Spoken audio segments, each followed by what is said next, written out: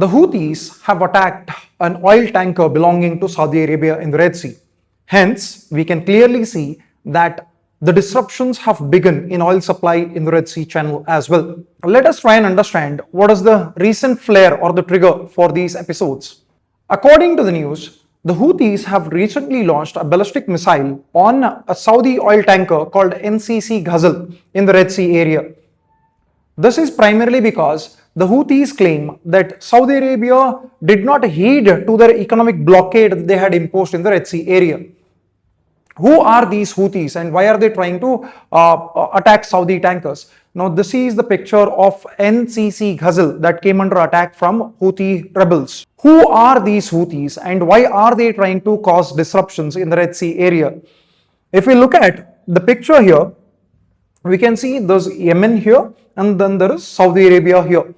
This is the Red Sea area.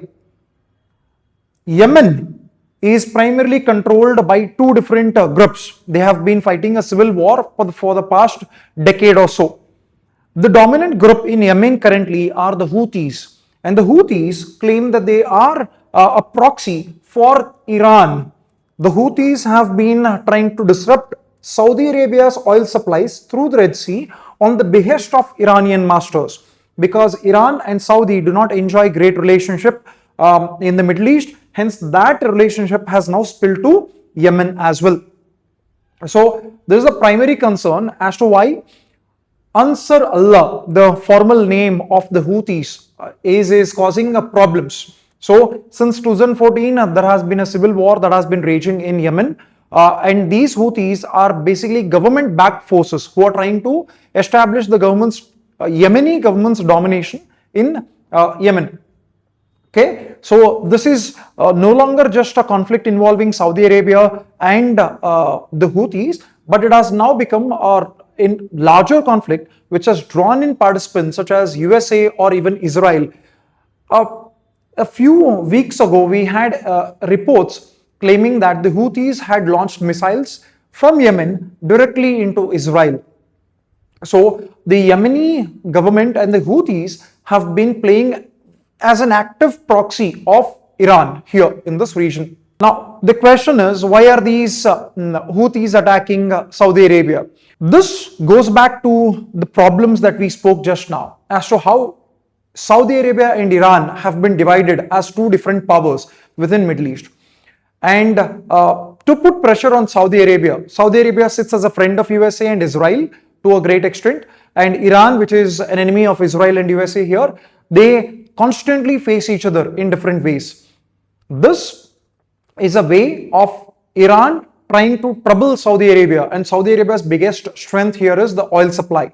Saudi Arabia's economy largely runs upon oil supply. So by attacking the oil supply in the Red Sea area, Iran tries to pressurize Saudi Arabia. So this is one of the important reasons as to how Iran has been using Houthis to control or to pressurize Saudi Arabia's economic benefits. All right.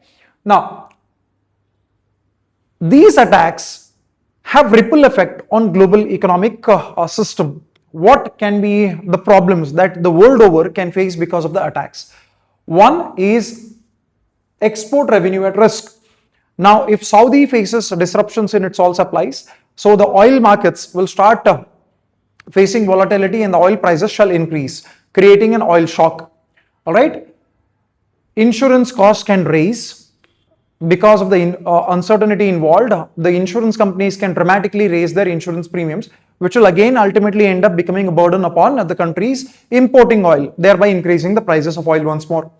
It can also create market volatility. Yes, in the uncertain times, countries with deep pockets will try to hoard as much oil as possible, creating an artificial insecurity for the oil purchasers. Now, as we saw, there could be a chance of an oil price increase. There could be the shipping costs which can surge because of these uncertainties. There could be possibilities of inflation because of how the purchasers and the sellers will try to capitalize on the situation. And there can be market uncertainty. People wanting to, or countries wanting to buy oil can face the uncertain times. How would India be reacting to this, and what would be the cause or impact upon India upon what is going in the Red Sea? Now, India is also one of the largest oil importers of the world, and a big chunk of India's oil comes from Saudi Arabia. Now, anything happening in the Red Sea or the Gulf of Aden will have direct consequences on India's oil imports. India, being one of the largest oil importers, will start seeing an uncertain supply in its oil imports. India will now want to seek more oil from somewhere else to compensate for its irregulated flow from Saudi Arabia.